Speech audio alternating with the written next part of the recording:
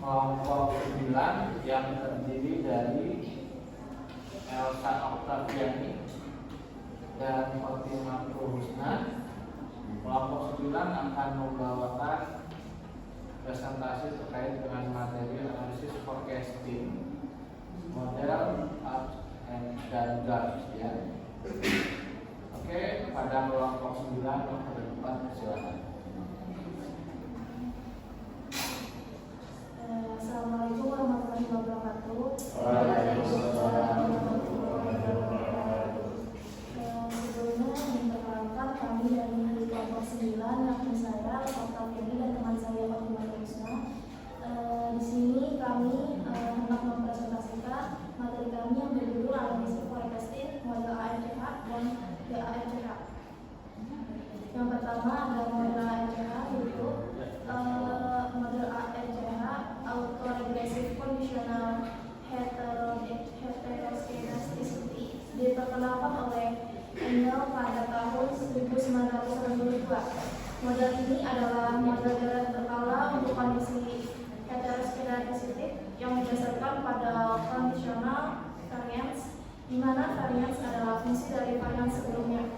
Model ARCH digunakan ketika terdapat heteroscedasticitas bersyarat. Selanjutnya itu model garis itu panjang dari Left 1996 perkenalkan model garis yang merupakan pengembangan dari model ARCH.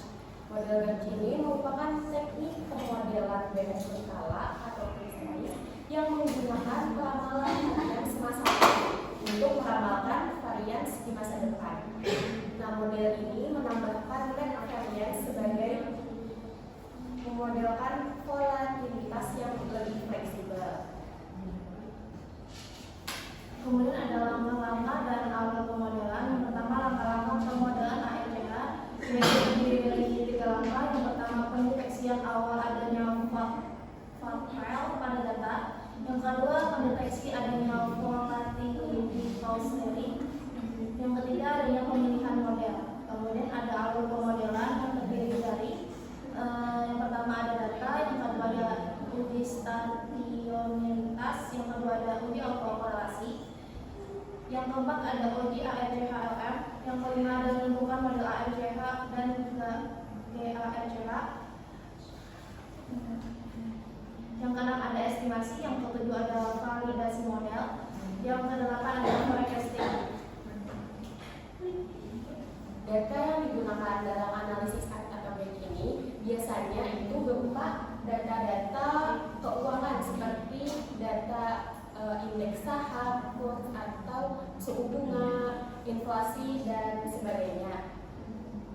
Nah, ARCH atau GARCH ini digunakan dalam analisis di bidang keuangan mengingat volatilitas yang tinggi pada data-data keuangan tersebut. Kemudian kami ada studi kasus yang berjudul analisis perbandingan model ARCH dan DARCH dalam peramalan indeks harga saham. Jadi pada indeks harga saham subsektor teknologi periode 2021 sampai 2023. Mungkin bisa dilihat dari makalah di bagian C.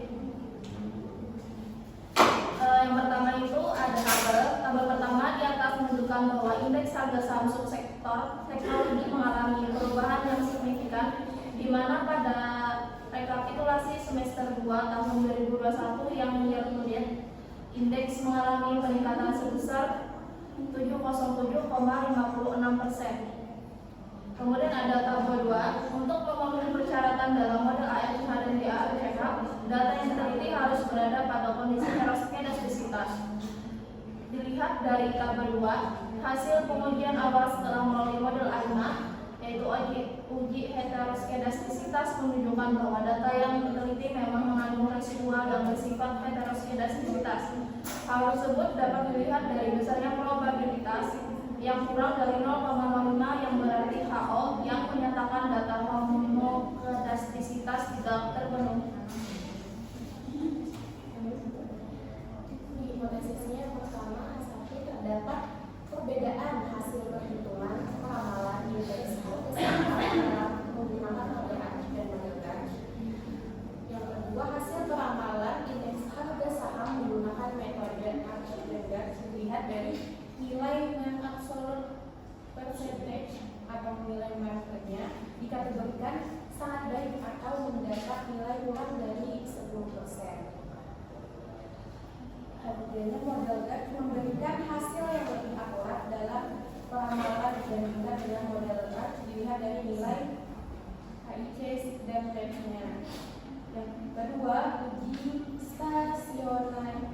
data. Nah, sebelum mencari model terbaik peramalannya itu, yang pertama itu kita memastikan data yang diolah sudah stasioner. Dasar pengambilan keputusannya adalah apabila nilai ADFS score-nya kurang dari 5%, maka datanya itu dinyatakan stasioner. Jika lebih dari 5%, maka dinyatakan tidak stasioner. Nah, di sini studi kasusnya itu menggunakan aplikasi EFViews. Yang ketiga ada identifikasi model animanya. Dapat dilihat dari tabel hasil EFViews-nya. Model anima 1 mendapat nilai terkecil dibanding dengan model anima yang lain. Maka dapat disimpulkan bahwa model anima 1 merupakan model terbaik pada pemodelan data yang diolah. Kemudian yang keempat, identifikasi model dan berdasarkan tabel hasil uji heteroskedastisitas pada model anima yang di atas tadi, didapatkan nilai probabilitasnya sebesar 0,0070 atau sama dengan itu kurang dari 0,05, maka dapat disimpulkan bahwa terdapat heteroskedastisitas dalam model tersebut. Jadi pengujiannya dapat dilanjutkan ke model ARCH dan GARCH karena untuk menggunakan metode ARCH dan GARCH itu syaratnya harus ada homogenitas yang terlanggar. Selanjutnya peramalan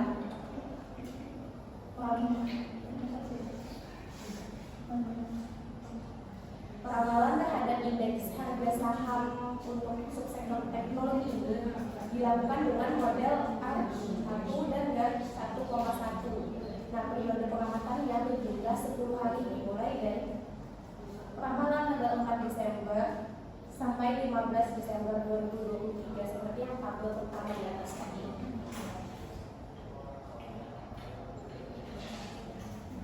Yang terakhir itu mengukur kesalahan error pada sampelnya guna mengetahui perbandingan performa dari kedua model peramalan yang telah diberikan. Maka dilakukanlah uji ini untuk melihat seberapa akurat model dalam melakukan forecasting atau peramalannya. Itu pada gambar kami tampilkan hasil dari EFViews-nya. Kedua model ini mendapat presentasi kurang dari 10%. Maka hasil peramalannya dikategorikan sangat baik dan mendekati data aktual.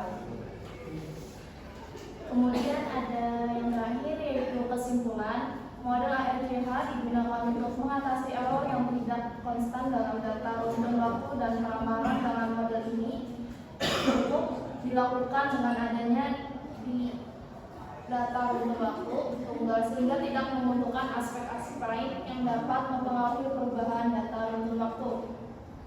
DARCH merupakan metode yang mengasumsikan nilai peramalan di masa depan dipengaruhi oleh kuadrat residual dan varian data periode sebelumnya. Model terbaik dalam studi kasus ini adalah DARCH 1,1 dilabeli nilai AIC dan SIC yang lebih kecil daripada model ARCH 1 dan diperkuat oleh nilai MAPE yang juga lebih kecil dari dibandingkan model ARCH 1. Itu tadi pemaparan presentasi dari kami. Jika dari kawan-kawan ada yang membingungkan atau masih ada yang kurang bisa ditanyakan di sini. Ya, silakan nanti penanya mengambil sudut ya, nama dan pertanyaan. Oke, ini Bapak sambil mengisi presensi ya.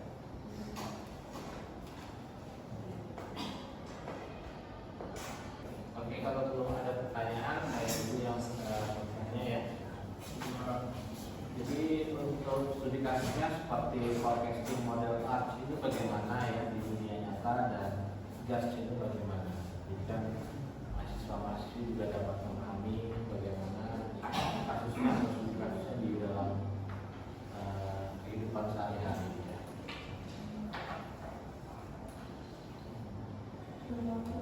Ya, silakan.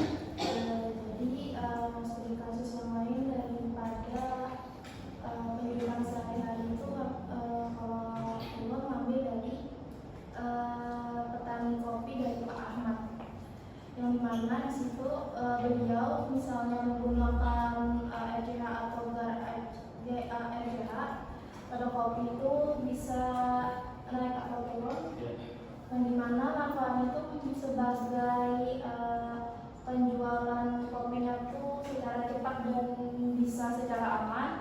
Kemudian ada sebagian dari uang yang penghasilan itu tadi seperti dijadikan simpanan yang mungkin nanti bisa jadi modal dari bertani kopi itu tadi. Kemudian untuk modal ARCH itu sebagai jalannya membantu strategi kopi supaya tidak ada kerugian yang terjadi pada penjualan kopi tersebut. Ya, oke. Terima kasih. Silakan kalau ada pertanyaan dari anggota kelompok lain ya. Ada materi dari kelompok 9 yang berjudul analisis forecasting model arch dan juga ya. Jadi menunjukkan di kesimpulan dari materi kami yang pertama ada model ARCH dan GARCH merupakan metode analisis jarak waktu yang digunakan untuk memodelkan kualitas atau varians yang berubah-ubah dari waktu ke waktu, yaitu karakteristik bersyarat. ARCH yang diperkenalkan oleh Engel 1982 berfokus pada pengaruh volatilitas masa lalu melalui sebuah kuadrat periode sebelumnya. Model tersebut kemudian disempurnakan menjadi GARCH oleh Boltzmann 1986 dengan menambahkan pengaruh volatilitas terdahulu dan net variance sehingga lebih fleksibel dan mampu memodelkan dinamika kualitas yang kompleks pada data keuangan. Kedua model ini sangat penting dalam analisis risiko forecasting dan pengambilan keputusan di luar keuangan. Yang kedua, proses model ARCH atau GARCH mencakup beberapa tahap utama, yaitu pemeriksaan stasionaritas data menggunakan uji ADF, PPEC, pendeteksian fakta melalui uji Debreera dan portosis. Yang ketiga, identifikasi adanya fluorescing clustering.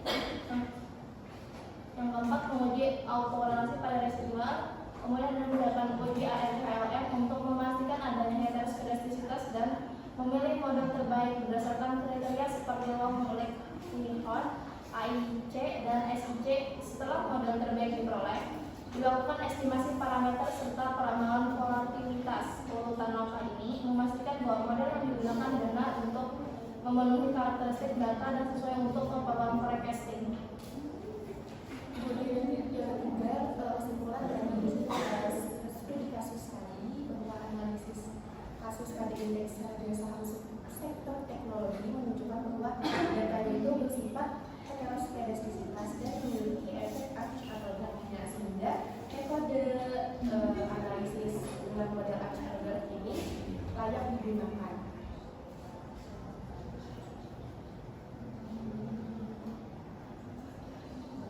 Kemudian dari hasil pengujian model grad terbukti sebagai model terbaik dibandingkan dengan arch karena memiliki nilai lebih kecil serta tingkat akurasi yang lebih tinggi. Hasil peramalan menggunakannya menunjukkan bahwa kedua model memberikan hasil yang sangat baik. Tapi GARCH satu persatu itu memberikan performa yang lebih akurat dibandingkan dengan arch yang sebesar 4,05%. Jadi hal ini itu menegaskan bahwa GARCH lebih unggul dalam memodelkan volatilitas dan peramalan.